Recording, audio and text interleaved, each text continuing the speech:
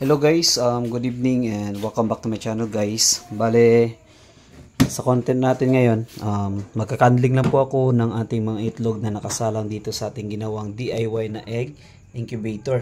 Para maalis na po natin dito yung mga itlog na hindi fertilized at para maulam na din.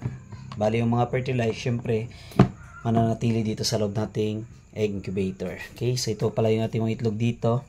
Mayroong mga palatandaan yan para kahit papano hindi po tayo malito in case na match na po sila.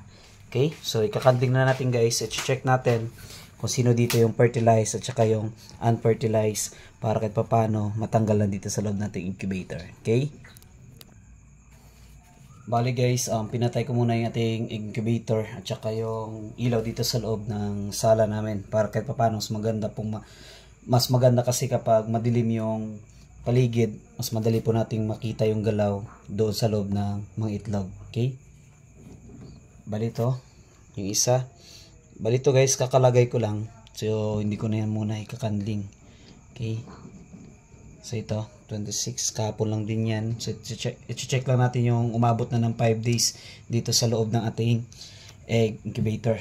Okay, so ito yung 21, meron yung date na 21. So try natin guys i-candling.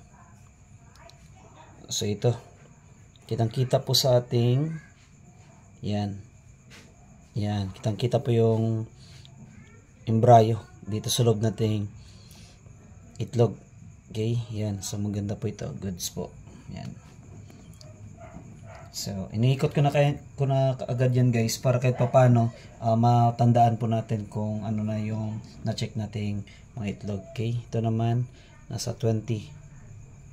Okay, so yan, 20.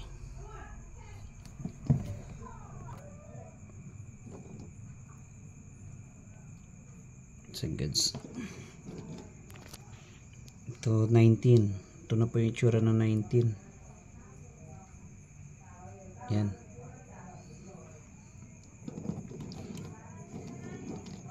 Tapos ito 28. Ay, nasa 19 na rin.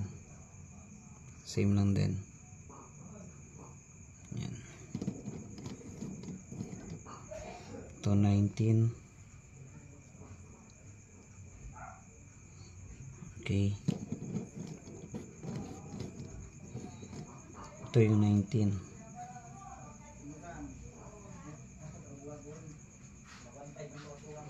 Kapag ganito yung tsura guys, halos nawala na yung ugat niya, tapos gumagalaw sa loob, ibig sabihin yan mukhang patay na yung embryo sa loob. Yan, bali stay ko muna dito. Bali after 3 days tatanggalin ko na din ito isang itlog na ito. Bali 19 siya, October 19. Bali nasa 1 week na din siya dito sa loob nating egg incubator. Pero stay ko muna yan after 3 days. I-check ko yan kung wala talaga, tatanggalin ko na yan. Ito naman yung isa. Okay,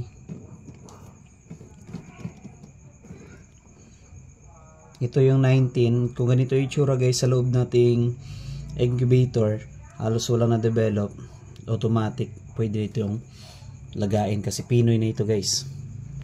So dito ko muna ilalagay. Yan,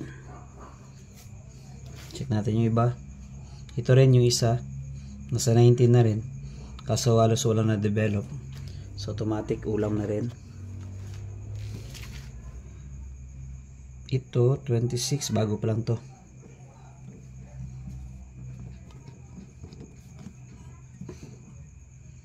Ito 26, bago lang rin yan, kahapon ko lang yan nilagay. Ito 27, bago din yan. Ito 26, bago lang rin. Ano pa yung ito 20. Okay naman, goods. Ito yung isa, nasa 26, bago lang rin din yan. Ito nasa 19. Yan, goods po.